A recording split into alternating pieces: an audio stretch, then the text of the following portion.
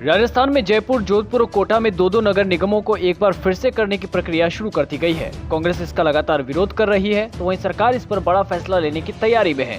सरकार के इस फैसले से क्या होगा ये भी बताते हैं, पर उससे पहले आपको जोगाराम पटेल का यह बयान सुनना चाहिए। एक सवाल था साहब, एक सवाल ये था कि नगर निगमों को खत्म किया जा रहा है। जो दो नगर निगम थे, विपक्ष ने यानी कांग्रेस ने इसका विरोध किया है कि ज़्यादा सुविधा अनुसार लोगों को ज़्यादा सुविधाएं मिलती, ज़्यादा डेवलपमेंट होता, वो डेवलपमेंट और धीरे धीरे हर विभाग में कुछ न कुछ बंद करने की प्रक्रिया सरकार कर रही है।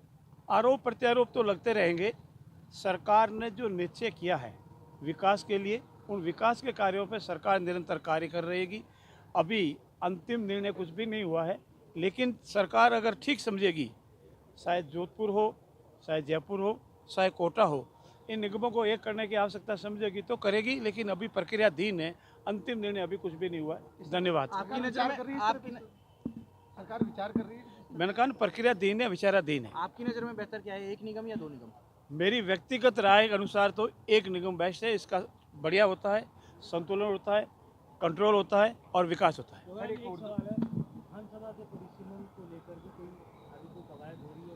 देखिए भाई साहब, ये विषय जो है वो अभी का नहीं है।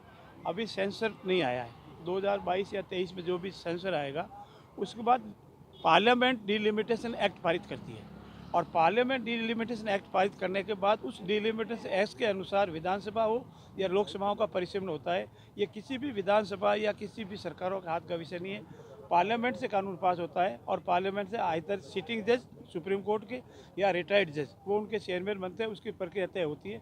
अब इस बारे में अपने विचाराधीन कोई विषय नहीं है। लेकिन राजस्थान की वर्तमान स्थिति के अनुसार आपको क्या लगता है कि क्या होना चाहिए? देखिए, डिलिमिटेशन कानूनी बाध्यता है। एक जब सेंसर रिपोर्ट नहीं आती है तो ये कानूनी बाध्यता है, और उनके अनुसार होगा, और पार्लियामेंट का विचाराधीन विषय है। इसलिए इस पर ज़्यादा मैं टिप्पणी करने की स्थिति में नहीं रहूँगा। हाँ, बजट विपक्ष सुनेंगे, ये सारी बातें हो चुकी है, और वो जो अपनी बात रखेंगे उसका जवाब हम देंगे। सरकार की ओर से उसका पूरा जवाब होगा। उर्दू विषय खत्म करके संस्कृत का प्रस्ताव भेजने के निर्देश दिए गए, तो क्या कहेंगे? इस बारे में अभी कोई विषय विचाराधीन नहीं है, और शिक्षा मंत्री जी मेरे से बेहतर बता सकेंगे कि धन्यवाद। ठीक है। जोगाराम पटेल ने साफ कहा कि उनका व्यक्तिगत मानना है कि नगर निगम एक होना चाहिए। अगर ऐसा होता है तो इन शहरों में 5 साल बाद फिर से एक मेयर और एक नगर निगम का ढांचा लागू होगा। परिसीमन प्रक्रिया होगी और इसके तहत अगले 33 दिनों में प्रस्ताव तैयार कर प्रकाशित किए जाएंगे। इसके बाद 21 मार्च से 10 अप्रैल तक आम जनता से आपत्तियां और सुझाव भी लिए जाएंगे। सभी सुझावों की समीक्षा के बाद 1 मई तक राज्य सरकार को अंतिम रिपोर्ट भेजी जाएगी, जिसके आधार पर 15 मई तक अनुमोदन प्रक्रिया पूरी होगी।